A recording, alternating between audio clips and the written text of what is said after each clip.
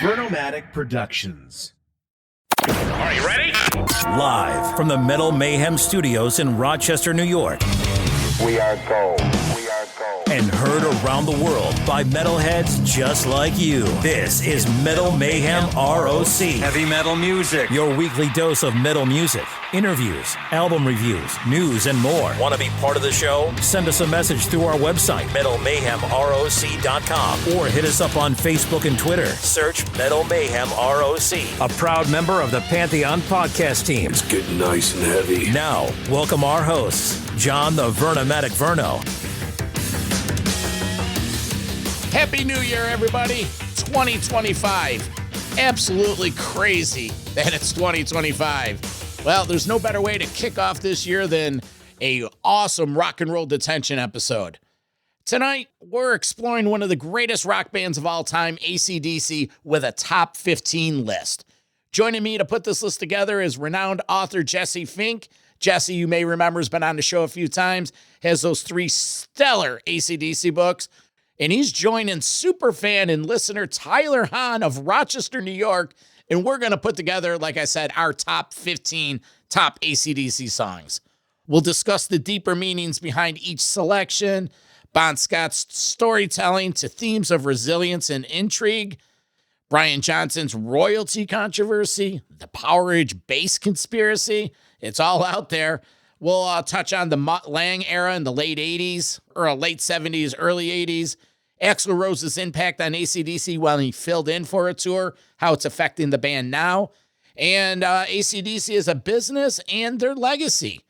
Hey, whether you're a longtime fan or new to the band or their music, this episode will get you up to speed and make you stop and think and maybe rediscover some of these awesome songs.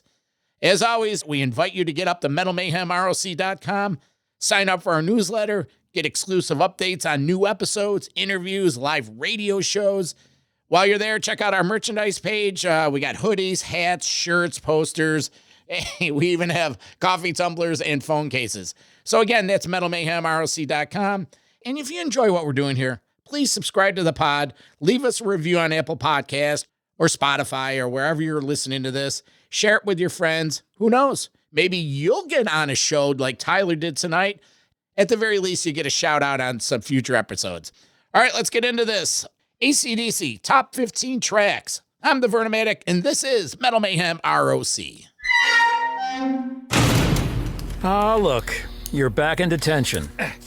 Got it. But this time, you won't be throwing pencils up into the ceiling tiles the entire time. Don't mess with the bull, young man. You'll get the horn. Your proctors expect you to be on your worst behavior as they give you remedial instruction in the history of hard rock and metal. You going to school? Hey, settle down. Here's Vernomatic with your rock and roll detention. Well, good afternoon, everybody. Today, we're back with another cool installment of our sideshow we call Rock and Roll Detention. This is the show where we get a chance to take a deep dive into either an album, a song, a tour, or what we're doing today, a particular band. On the heels of the announcement of this big summer-spring U.S. tour, AC/DC, we're lucky enough to have returning to the show our friend Jesse Fink. You remember Jesse's the author of these 3 stellar AC/DC books, The Youngs, the brothers who built AC/DC, Bon, The Last Highway, and the new one, Bon, Notes from the Highway. Well, he's here to talk about his top 5, 6, 7 AC/DC songs. And then we have a listener, Tyler Hann of Rochester, New York. He's here to give us his top 5 list. So guys, welcome to the show. Let's get this going. Good to see you, Jon. It's been a while. Yeah, 2024, the 3rd installment of the AC/DC trilogy, Bon, Notes from the Highway. How's the reception been since it came out in October, I believe? Yeah, really good. I mean, it was something that I did myself, so, I'm promoting it myself, and, I don't have the backing of a sort of a New York publisher to do this. So, all the publicity is generated mostly through Facebook. So it's a word of mouth thing, really, but it's done well, and, it's sort of achieved what I wanted to do with it. Just get it out there and get people talking about, what's in the book. Well, they're talking because our guest today, like I said, it's our friend Tyler Hann. Ty, welcome to the show. How you doing today, man? I'm doing great, Vern. Jesse, I've read 2 out of the 3 books. Notes from the Highway is the one I've yet to tackle. I'm actually interested potentially in some of the other writing that you've done. I know enough to know that you've written a few books on football with an Australian view, and I'll let you know right now I'm an Ange Postecoglou fan. So, oh, we could talk for hours about that, mate. We could. I don't think John would be interested, but yeah, we could. Tyler, kick this off. Your 5th entry, all-time AC/DC songs. So hard to get to 5 because, as has been discussed, this band changed the direction of at least my musical life, and in some ways my life, just because I had never heard a band like this before, ever. And it really shaped the music that I listened to over the next many years. So getting right to it, number 5 from the 1976 High Voltage International release, side 1, song 2, is Bon Scott singing Rock and Roll Singer. It's the story to me. All of Bon's lyrics always tell a story, which is a dramatic difference between the Brian Johnson version of the band, as we know. And Rock and Roll Singer, to me, describes Bon's rise to becoming the lyricist for AC/DC. It talks about his relationship with his parents and how they were disappointed with the path that he was taking. It has the cleverness of all of his lyrics. It's got the twists in it, like when he rhymes at the very end, I want to be a rock and roll star, and then he chimes in at the last line, yes, I are. That's a very Bon-style lyric. And the other part of it is that's a little bit unique to the song is it opens more or less with a solo. Not many AC/DC songs do this. Some do. But this one starts with a solo, has a solo in the middle. So it's a really classic track. I love the sound. I love Phil Rudd's swing in the song and how it moves along. And it's number 5 for me. We call that Bonisms, and it's sprinkled throughout the Bon era. And quite honestly, you see some of it later on in the early Brian era. A great choice. Again, you can't go wrong. These songs are like old friends. It's just a matter of who you want to hang around with that particular time. Jesse, what do you got for 5? Yeah, I'm just working through my list right now as we speak. I'll say Live Wire, which was on the same album, which is this fantastic song that basically AC/DC opened with on all of their live shows, I think for years, sort of right up until, Bon's death.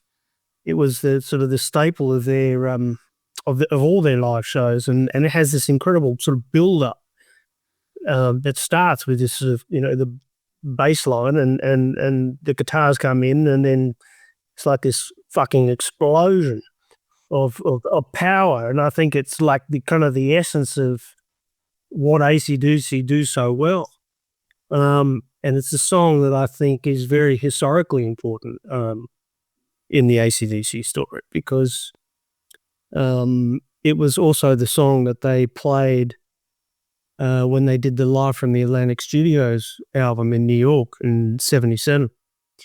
And for me, that's the essence of sort of Bon era AC/DC. When we were kids, I always heard the song TNT. Yeah, I never even knew who AC/DC was, but it's TNT.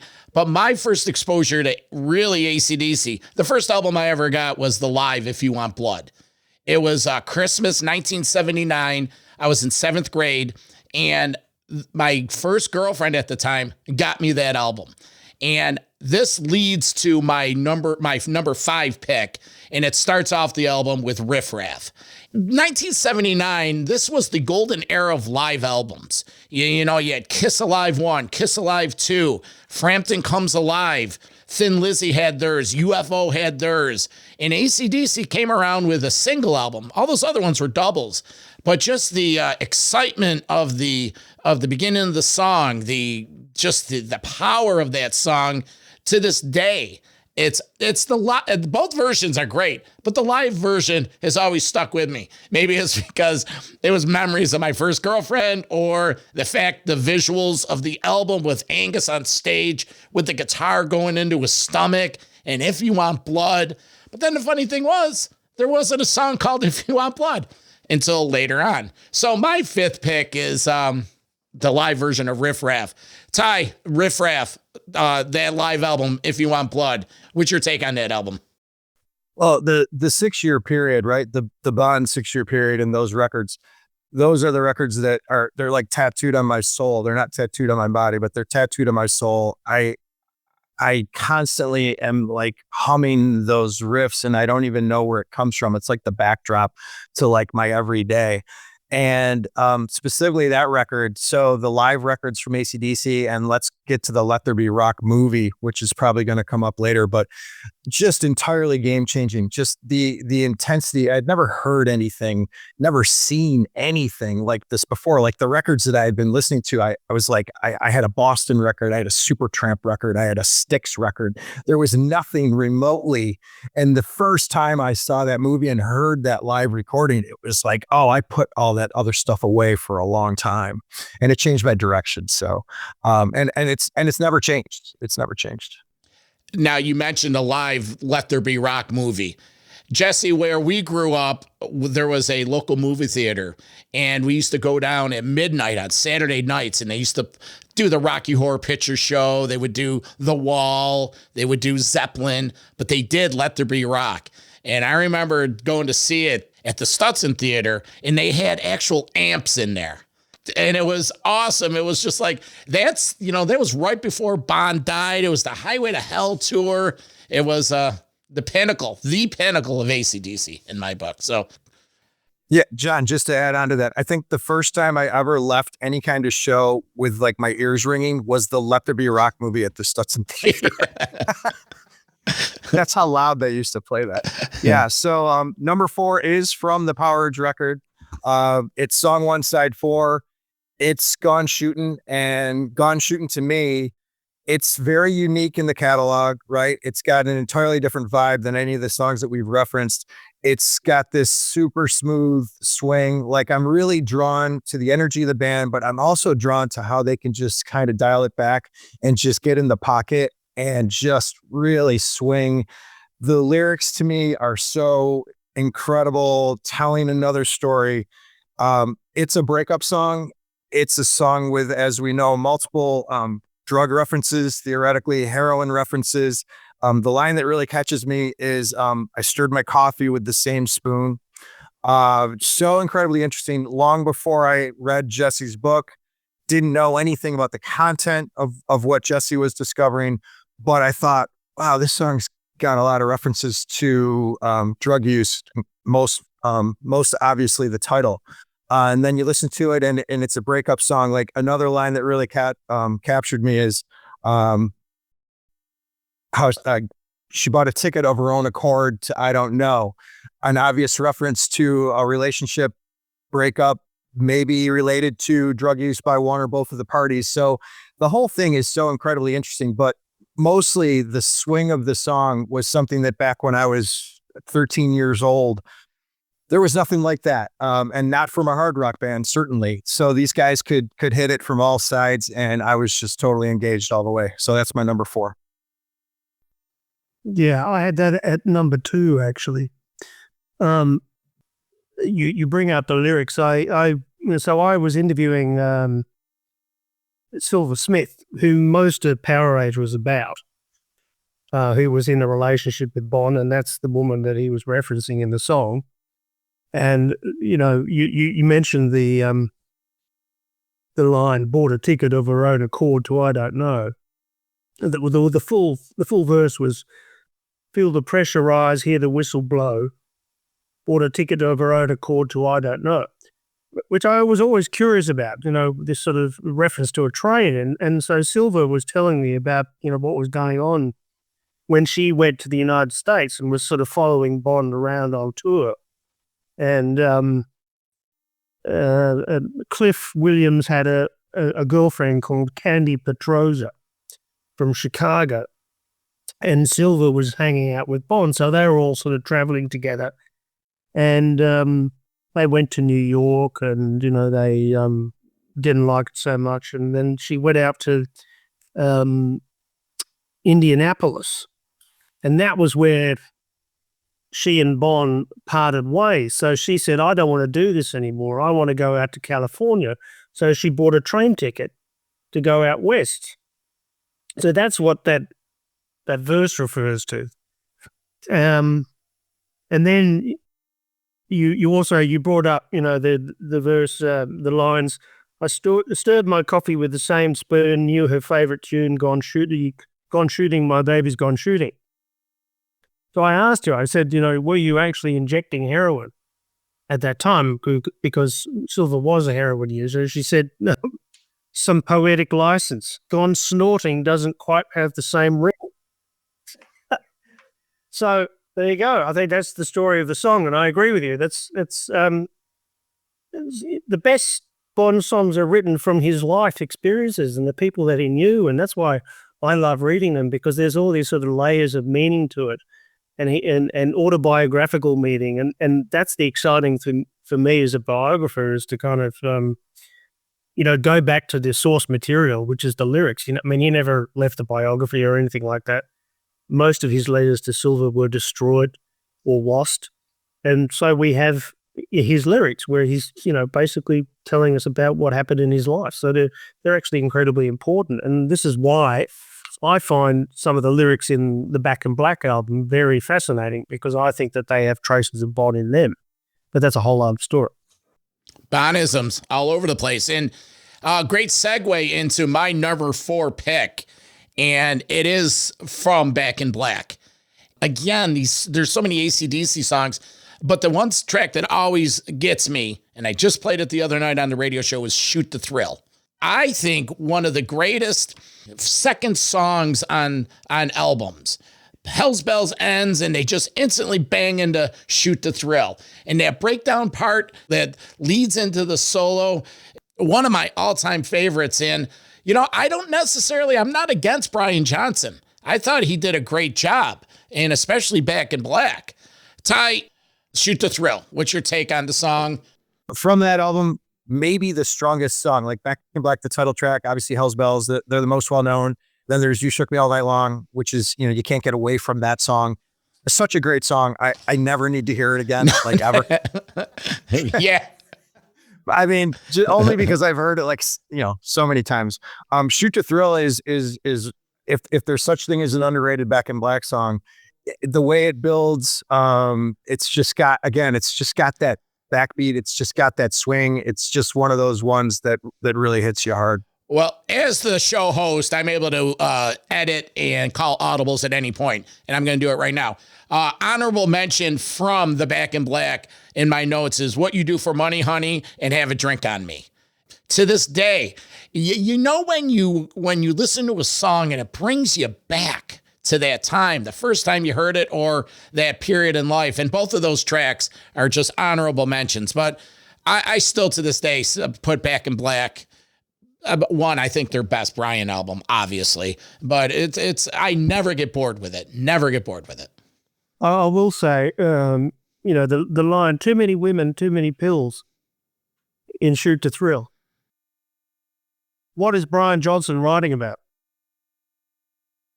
Right now, so my argument is that and I've done this. I've done the research on this, and I've been to Florida, met the women that Bond was hanging out with. Apparently, he was just doing tons and tons of Quaaludes, right, at that time, which was super cheap in Florida. And so the parties that he would go to out on the weekend, he'd be guzzling Quaaludes, and they're all having fun on these Quaaludes. For me, that's a kind of an intriguing little line in that song. I don't know what a guy who was, fitting vinyl roofs in Newcastle is doing, writing about too many women and too many pills, but I'll leave that to John maybe to talk about. Well, the rumors, what's in that little magic book of bonds that somehow ended up in Nassau, if you will. So, Jess, what's your third? Well, hang on. We're on to, fourth, right? Well, you started with your fifth, and then you went to your second, so we just need 5 from you. So. Oh, yeah. What's the next one you want to talk about? Down Payment Blues. Yeah. So I think that the opening of the first few tracks of Power Age are the best music AC/DC ever did. This is one of them. I think it's his best moment as a songwriter. And it has its origins in a composition that he wrote in 1976 called Rock and Roll Blues, which was basically just a scrap of paper that was auctioned a few years ago, maybe 10 years ago, was auctioned, and it had a lot of the sort of rough ideas that ended up in this song. So, these lines, no, I ain't doing much, doing nothing means a lot to me. Living on a shoestring, a 50-cent millionaire. I got myself a Cadillac, but I can't afford the gasoline. Can't even feed my cat on Social Security. Feeling like a paper cup floating down a storm drain. I got holes in my shoes and I'm way overdue. I mean, all of those lines are fantastic, and they're all sort of collected in one song. And so I think, as a piece of writing, I think that's probably the highlight of Bon's lyric writing career. And I think, as we've said before, the best Bond songs are him writing about the challenges and the struggles of his own life, and that makes him relatable. I think, and to this day, when people discover Bond's music, I think they feel a personal connection to it because they might be going through personal struggles of their own, as I did when I first heard Power Age. That's why I connected to it. And I think it's the thing that, Brian Johnson era AC/DC lacks. It doesn't have that sort of, that music of personal struggle. And I think the music of personal struggle or the lyric of personal struggle go very well with, early AC/DC, the sound, the sound of the Young's guitar layers. With Bond's lyrics, it's a perfect mix. Yeah, Jesse, you hit the nail on the head. The connection, right? When I meet a Bon Scott fan, and I'd say an AC/DC fan, but a lot of times you run into an AC/DC fan, and like the first song they'll mention is like Thunderstruck or something like that. That's not the band that I fell in love with. It's a band that I have a deep appreciation for, and I love that the brothers were able to become perhaps at one time the biggest band in the world and still one of the biggest bands in the world and an all-timer and all the accolades that you could heap on them.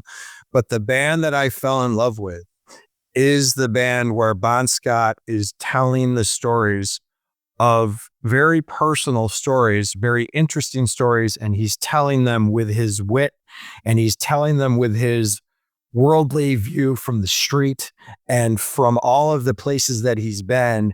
And as you so eloquently put in the books, you allude to this multiple times, there's a massive difference in the lyrical style of the first, records up through 1980, and every record thereafter is an entirely different band, and it goes way beyond the sound of the voice.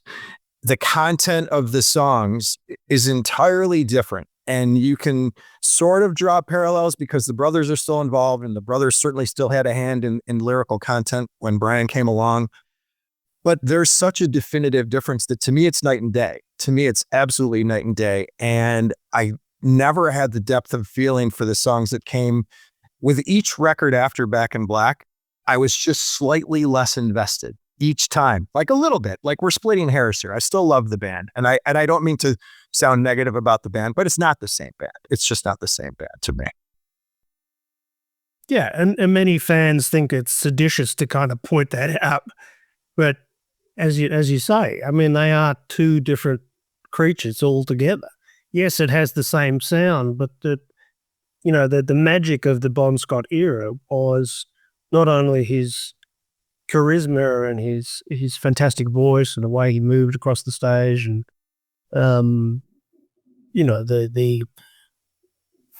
the energy and the presence that he had. It was his writing. He was a great writer.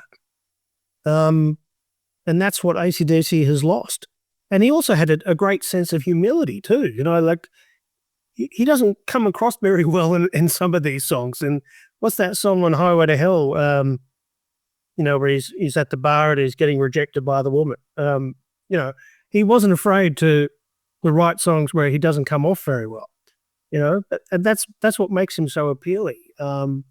Whereas, sorry, which Shot Down Down in in Flames. Flames. Right, which is about him getting rejected by a girl at a bar, right?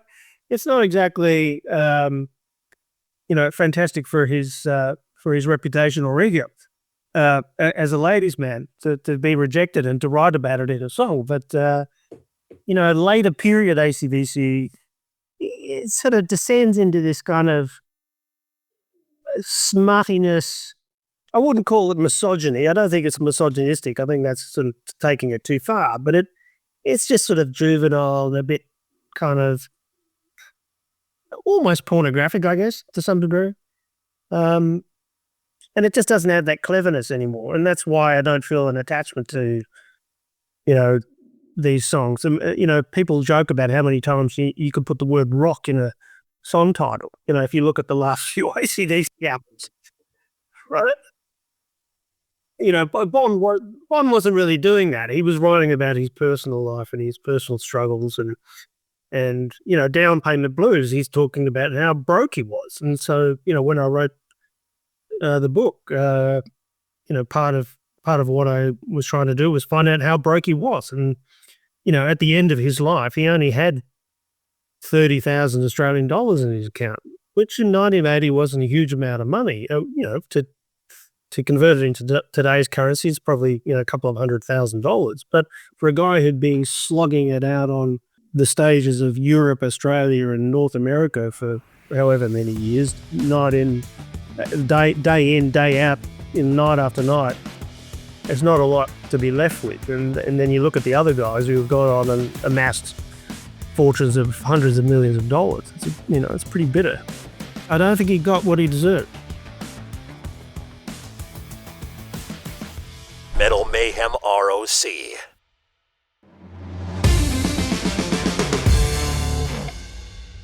I'm going to probably mirror Jesse in a lot of these selections in that there isn't going to be a lot of Brian Johnson in the selections. But my number 3 is Bad Boy Boogie. And Bad Boy Boogie to me is on the list for one main reason. It follows Let There Be Rock. And if Let There Be Rock isn't the most badass song in the world, and from there you'd think, oh, we're making this record, we just punched everybody right in the face. Let's dial it back a little bit. Let's give everybody a little breather. And instead they come with Bad Boy Boogie, which literally just piles on to Let There Be Rock. It's one of the most Bond songs ever in its swagger and in its rebellious nature. It's a side of him. He was a multifaceted person, but he had this particular side that was like, they said stop, I said go, etc. The entire lyrical content is, you're not going to tell me what to do. It's part of the relationship he had with the band. He wouldn't comply in every single way. He's just going to do his thing, and let's see where the chips fall. And this song speaks to that. The other piece of it is, this song has that solo that then gets to the breakdown part, where Angus literally hits the same note for 35 consecutive seconds, that leading to the outro solo. And it's like, but somehow it works. Like if I said to you, the lead guitarist is going to play the same note 35 times in a repetitive machine gun drum pattern, and you're going to love it. It's like, what? Like what? I need to hear this. It works so well building to the end of the song and to Bond's last chorus, his last lines in chorus. And it's just like, to me, the song was incredible because you get done with Let There Be Rock. You're like, oh, wow, I got to catch my breath with this. Right. And then boom, they hit you with this one. And it's like, man, these guys, they just don't let up. They just don't let up. And so I loved that, especially as a young teenager. I just love that. Yeah. I think that song is overshadowed unfairly by Whole Lot of Rosie and Let There Be Rock, actually. I think it's one of the best songs on that album, along with Overdose, which is another song that, just doesn't get the love it should. That's what I mean, guys. You can go in any direction. It's like I got 2 pages of stuff. But you mentioned Let There Be Rock, and it's a perfect segue into my third, the live version of Let There Be Rock. And as a young metalhead of the day and listening to that, again, the feeling, that live version, how it starts off, da, da, da, da, da, and that breakdown part where, he talks about, let there be light, let there be drums, let there be guitar. And then later on, that was the home of Angus's guitar solo. And then they expanded on it. And another uniqueness when, he would go into the crowd on Bond's shoulders. It's just no one was doing that. And it was a way for us as fans to feel a little closer to the band, that they're a little more real. But the actual song, Let There Be Rock, I don't consider it one of their more popular songs. It stands the test of time. And is it a deep cut? No. Is it one of the more popular? No, it's just a staple. It's my number 3. It's a staple of their concerts, absolutely, because the Angus solos just get longer and longer and longer. Yeah, with every year. But it's sort of become the Angus show now, hasn't it? If you're really being honest about it, the upcoming AC/DC tour of America. It's just Brian and Angus now, and Brian's voice can't really hack it anymore. But Angus could go on for another 35 years, I think. He's slowing down a tad, but he's. So it's the Angus Young show. So, but that's what people go to see. I wouldn't pay $500 for it. But there's a whole sort of generation of people who know that they will never probably get a chance to see AC/DC again, so they're going to go no matter what. Yeah, and it's not about us. It's for the younger generation, and I don't subscribe to, I'm going to go see them one more time before, they're done. Going to a stadium and paying $500 and the travel and all that really isn't at the top of my list. I've seen AC/DC. I've seen AC/DC a lot, and it's just like all my other bands. I've seen them in their prime. I think I saw AC/DC. It cost me $9.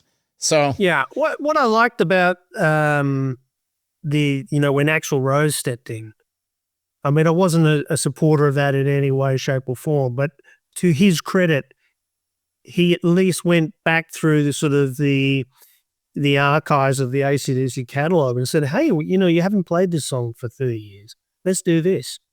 So he was introducing new songs to the concert set list that they weren't doing and they hadn't done for decades.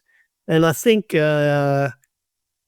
added a bit of freshness to the concerts that they're lacking now. I think they're still pretty much doing 70% Bond songs and the rest are mostly Back in Black and then some songs off the new album, which I don't rate. But like as I said before, it's all about Angus now. I will give them credit though, because the set list is pretty dense. They're up into the mid 20 songs.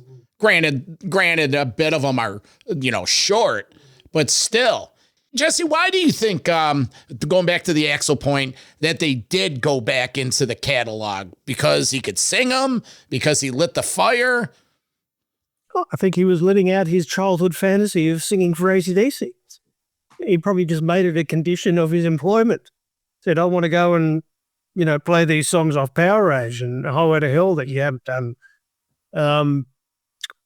Yeah. But I don't think that, that was a high point of AC/DC in any way. And I think the way kind of Brian was treated and, was not great. And frankly, I'm amazed that he's back in the band, but it's probably the biggest commercial touring act in the world. So there's a lot of money to give away. Jesse, did you say in not in the most recent book, but the Bond book prior, that Brian has been cut from royalties? Like, is there he doesn't get lyrical credit or something along those lines, a change to his pay structure? He was cut out of the publishing royalties. Yes. After Blow Up Your Video, which is going back some time now. So he was a co-writer on their songs up until 1988. And then after that, it was Angus Young, Malcolm Young. So the lion's share of the royalties, for when songs are played on radio and when songs are used in advertising and everything else, will go to the songwriters. So the songwriters are or were the Young Brothers. They were going to Brian Johnson, and so essentially, I spoke to someone who was very high up in the AC/DC hierarchy and is very important in the overall sort of AC/DC story at the record company level about what had actually happened. And around that time, around 1988, Brian Johnson and Cliff Williams had engaged a lawyer about, what proceeds were going to them from concerts from other royalties other than publishing, and it caused a bit of a stink apparently within the band. So I investigated that as much as I could without getting sued. But it's the thing was when I wrote The Youngs, as I said to you, I wanted to write a book that was a tribute to kind of these fantastic brothers who created this amazing sound and, had done something for me on a personal level. It ended up sort of being an investigation of AC/DC as a business, as a corporation. And very much I discovered, as I was writing the book that, certain people had been treated fairly badly along the way, including many band members, and ended up writing that story. And obviously that sort of pissed off a lot of AC/DC fans too, who thought that I was sort of bagging out the band. But it's part of the story of AC/DC, the commercial side and the money side. It's very much a money-making enterprise now, just like Iron Maiden is, just like Foreigner is, just like Guns N' Roses or Lynyrd Skynyrd. These legacy acts, they're worth a lot of money. And these guys, they shored up their position and they made sure that they maximized their profits. And that's what they did. Hang on, I need to get on to number 3. Okay, go ahead. Girls Got Rhythm, which I think is one of their sort of their best sort of pop styles kind of rock songs. It just has fantastic swing. A fantastic song that they managed to kind of put together while they were in Miami. There's a sort of a backstory to it, which I write about in the book. And I just think it has that sort of a swing and a kind of a rhythm that is, it's kind of like Gone Shooting in some ways, just got a different kind of feel to it, to the usual sort of AC/DC song. And I wish they had written more songs in that style. It's the first Mutt Lange album, right? Yeah. And I noticed a production difference, obviously. But there was a little bit of a song difference. I felt like, even though they were still, Bond era songs, I felt like that was a different record, and it was leading to what I think would be a different direction, obviously, had Bond not passed. But I find that that Highway to Hell record specifically, it's a little bit of a departure. The sound quality, I actually prefer the sound of the mid 70s records up through right up until. I thought the Mutt Lange records sounded great. They sounded great, but the sound kind of changed, and almost sort of like tamed it down and like polished it up a little bit. And maybe that's a record company thing, a little bit of a radio friendly nod in some ways. I think the big difference was the backing vocals. Yeah. On Highway to Hell are completely different to everything that came before. Good point. And that was Mutt. Yeah. Yeah. And he really accentuated those backing vocals. They put Bond in the backing vocals. Listen to Highway to Hell, the backing vocals on that song. I mean, they're just completely different to anything that came before that. I actually love what he did with that album. I can see both sides. It's a bit of a debate in the AC/DC fan community, I guess. What's better, Vander and Young or Mutt Lange? I think they both have their place.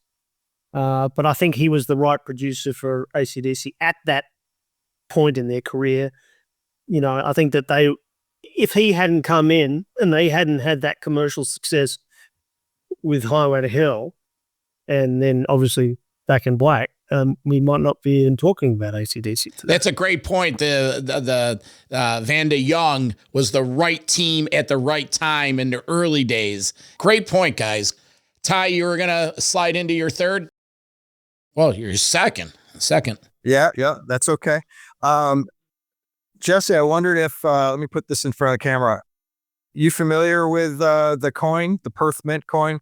So I'm that nerd, right? I bought the silver dollar from the Perth Mint. I'm the guy that spent, I think something like $80 for a dollar piece because it's a commemorative Bon Scott limited edition. I'm also this nerd. I'm also like the Funko Pop Bon guy. I'm wearing the high voltage shirt. You could take my word for it. That's how much, I'm 58. I'll be turning 59. That's how much I'm still impacted, by the band that we're talking about.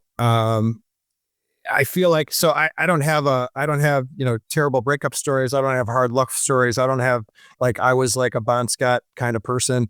I don't have that. I live vicariously through, but what the band did for me and what Bon's lyrics specifically did for me was just introduce me to a world that I grew up in the suburbs of a small city in the United States. He opened my entire world to all kinds of things that it was my first exposure to, like just Australia, period. AC/DC. I didn't know what Australia was. My introduction to Australia was, and still is, AC/DC. That's my introduction to Australia. So, I mean, and to an extent, London, right? England. And now I'm sort of immersed in those cultures. I'm like a huge football fan, as I mentioned before, and I can't wait to go visit these places. I'm going to London with my son next year, and I'm gonna, visit all of the places that I can. John, you know that I'm also a Motorhead and a Lemmy fan. Lemmy and Bon are two iconic, music people to me for different, but in some ways similar reasons. Anyway, just the emotions of it. And I just want to touch base, not to go back too far, but I was so appreciative of the Axl Rose tour that we got to see. I saw it in Buffalo, and I was so appreciative that he did that and that the band was willing to have him do that, step in. And the change to the set list was so incredibly striking.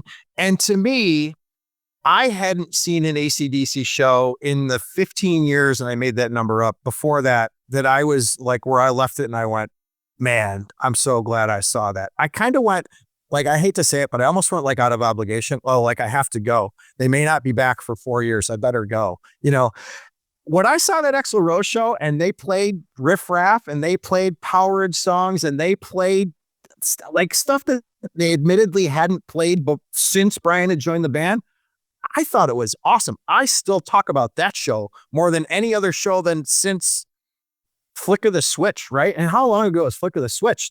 That's how excited I was about that. So, people can debate whether or not they like Axl Rose, and there's a lot of reasons maybe not to like that guy, but I loved that. I wouldn't mind if they toured with him again, quite frankly. That's a great point. I make the comparison. Gary Sharon, when he toured with Van Halen 3. Gary dusted off some of those Van Halen songs, the Roth era, that they haven't played in years. And, say what you want about that era, but I walked away. I saw that tour 2 or 3 times. And yeah, the same thing. It was like, wow, they're playing, stuff off Van Halen 2. They're playing Mean Streets, all that stuff Sammy couldn't, didn't want to sing. Yeah, but also it brings up the whole discussion of whether Brian Johnson should still be the singer of AC/DC. And people, critics and music commentators have been talking about this since the early 1980s when they said Brian's voice was toast. Come around to the Rock or Bust tour in 2015 or whatever it was, 2014, 2015. He really couldn't sing anymore. And I think that's what Axl Rose did, even though I wasn't so supportive of the idea of Axl sort of joining, because I just didn't think he was the right fit. At least he had the voice to be able to kind of go out and sing those songs that hadn't been sung for years because Brian just couldn't do it. You know, a lot of what, Angus does on stage now basically compensates for the fact that Brian just can't hit those notes anymore. I still think, AC/DC could go on for another, 20 years if they replaced the singer. Wow, how about that? But then it would be, it would just be Angus Young. But, Angus Young, he's a tiny little guy. He still seems to be in pretty good physical shape. I think, and he doesn't seem to have any other interests other than his guitar. I could see him doing this for another 20 years, but I can't see Brian Johnson doing it for another 20 years. And then, there's a whole other question of whether, AC/DC goes down the sort of the Kiss route of licensing the brand to another generation of musicians and doing a Las Vegas show or whatever, or an Avatar show, because the AC/DC brand is so massive. I can see that happening. I can definitely see that happening, or selling it to a musical or whatever. But I don't think Brian's got much longer. And I think this will be the last tour with him. He's getting quite old now. So what was the number 2 pick? Yeah, sorry, I got distracted. So I'm going to go right to Ride On. Ride On is, again, one of the hidden appreciations of the band that I have. There's overt ones, right? And then another one, I said it before, when they're able to dial it back. And this is the ultimate dial it back song. It's, again, a lyrical story, a story of sadness, emptiness, but it's beautiful. It's absolutely beautiful. Like, it's as close to a ballad as you're going to get from a band of this stature. And man, do they just absolutely just kill it. Like, the story I have, the personal story I have of this is that, we all remember, we're all old enough to remember that, Sony came out with the Walkman in 1979, and I bought a Walkman, and the way that I used it was I used to fall asleep with the headphones on. I'd pop a cassette in and I'd hit play with the headphones on. It wouldn't be too loud, and I would fall asleep, wake up in the morning, and the headphones would be somewhere else. But the Power Urge record was one that I played 100 times, but any time that I could have Ride On in my ears, it was just like, I'll never forget. The only other record besides the Bon Air AC/DC records that I sort of used as that falling to sleep tool was the Physical Graffiti record, and that put you to sleep for a different reason. But I love. I mean, I say that lovingly. I love that record. But Ride On was, again, such a departure, and such a Bon Scott song through and through. Again, bearing his soul, the loneliness and the emptiness, and one of these days, I'll change my evil ways, like telling his literal story, not somebody else's story, so clearly his story, so clearly his writing. That's what I loved about it. Yeah. And, Night Prowler is sort of in the same vein, but it's a different kind of theme. But I do like those slow AC/DC songs. There's not many of them. They should have done more. My number 2, I'm going to Power Ridge, and Kicked in the Teeth. There was just something about that song that I always gravitated to it. Maybe just the pace of the song and the aggressiveness of it. It's a fast song, and Bon's like speeding his lyrics up, and the way he's singing, kicked in the teeth again. It was. It's very similar to Up to My Neck in You. That's the other one.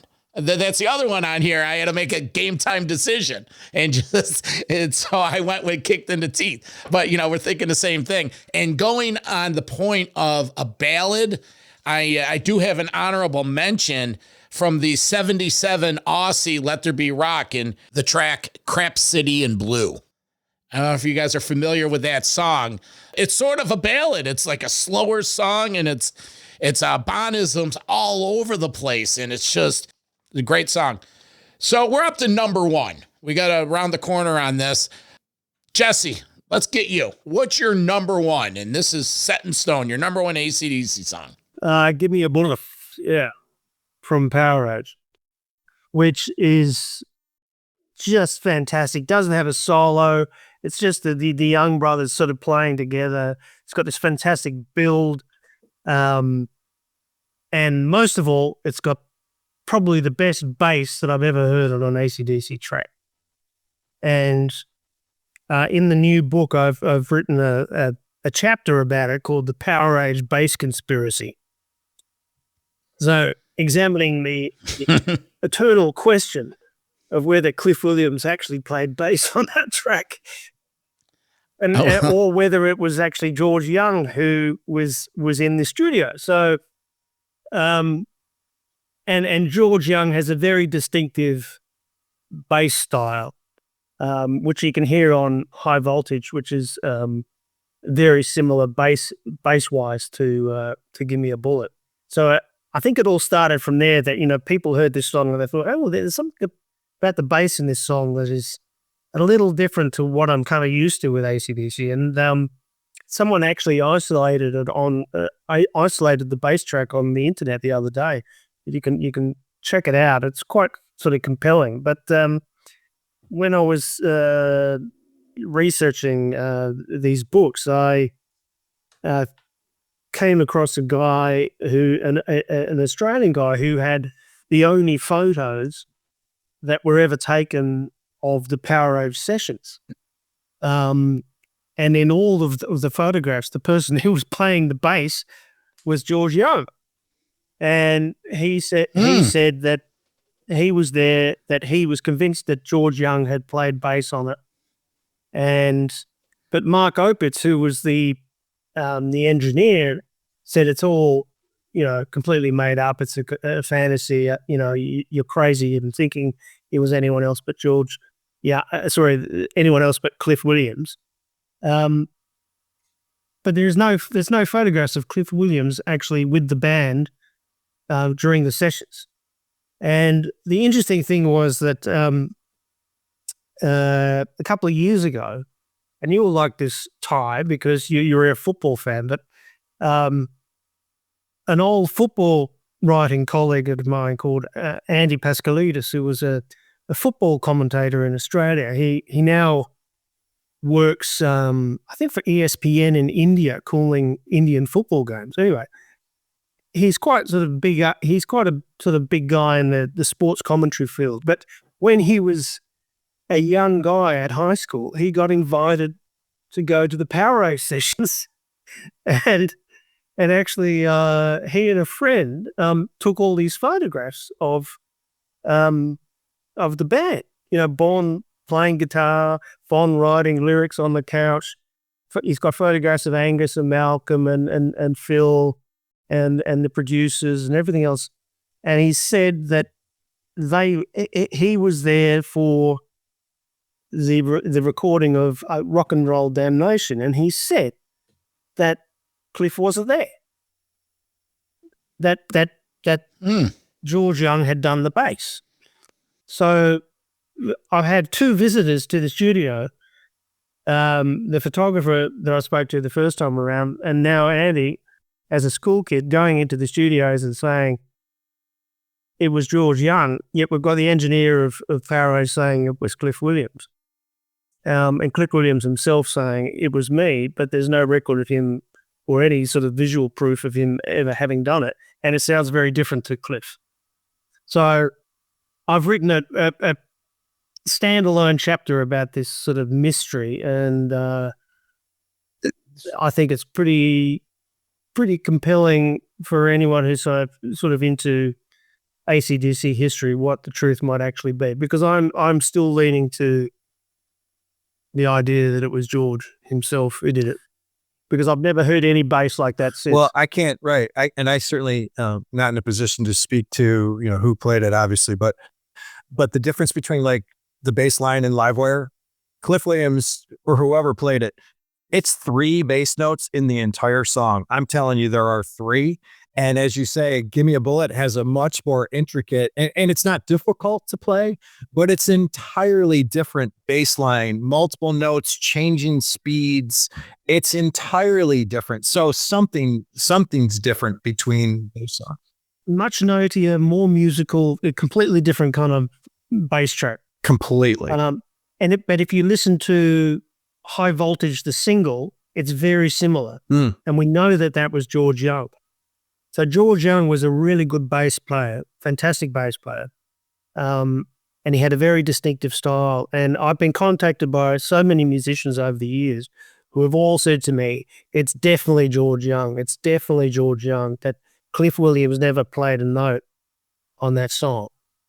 It's just a little thing. It's a little mystery. And I'm not saying it's definitive proof, but for me, that song, like, you know, Gone Shooting, like Down Payment Blues, is such a different song to sort of anything else that AC/DC ever did. And for me, there's this, you know, just like Livewire, there's this massive build-up in that song. There's sort of the power just sort of builds and builds and builds and builds. And it doesn't have a solo, which is the great thing about it. So I just think it's a kind of a unique song in the AC/DC canon that really doesn't get the love it should. They never play it live. As far as I know, it's never been played live. The only time that I know of that it's been played live was actually Bon with a bunch of guys that he was hanging out with in Miami in 1979. They got up on stage and they did it. But as far as I know, AC/DC has never done it live. And I find that really bizarre because I just think it's the best song off that album.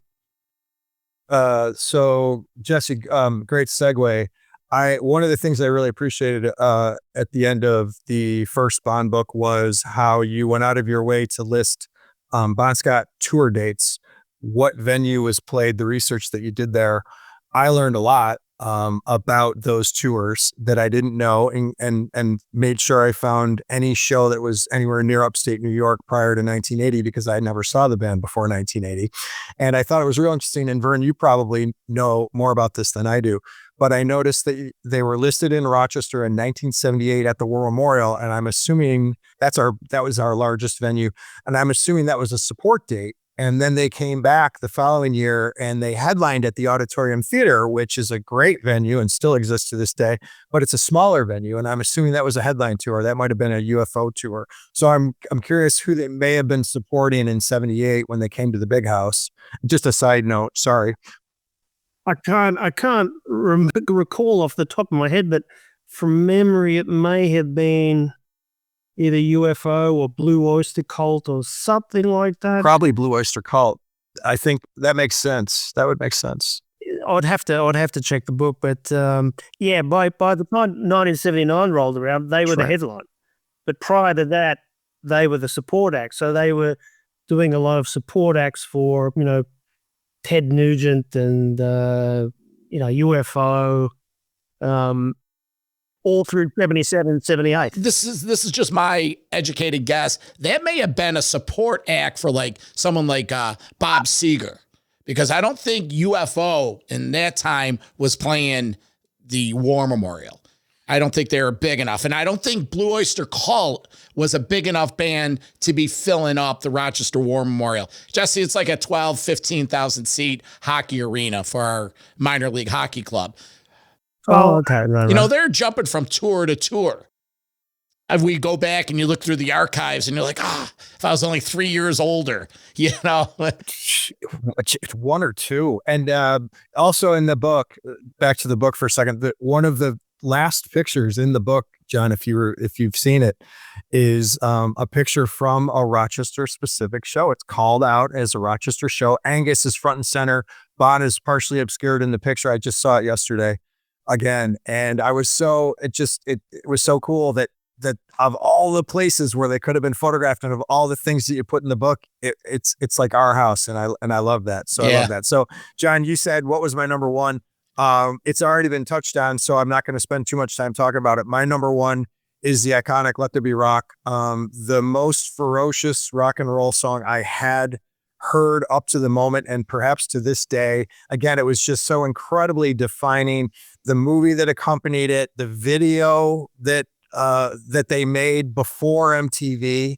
Bon wearing the white preacher outfit, and It's just the most iconic song. The local band called Bonfire that I referenced earlier, the photo, or I'm with the singer there, they do the most outstanding, intense Bond era AC/DC. It's what I love about them, because I've seen at least a half dozen AC/DC tribute bands, and some of them national tribute acts. And I think the local outfit does the most traditional Bon Scott era AC/DC. They'll do a show where they do Power Ridge front to back in order.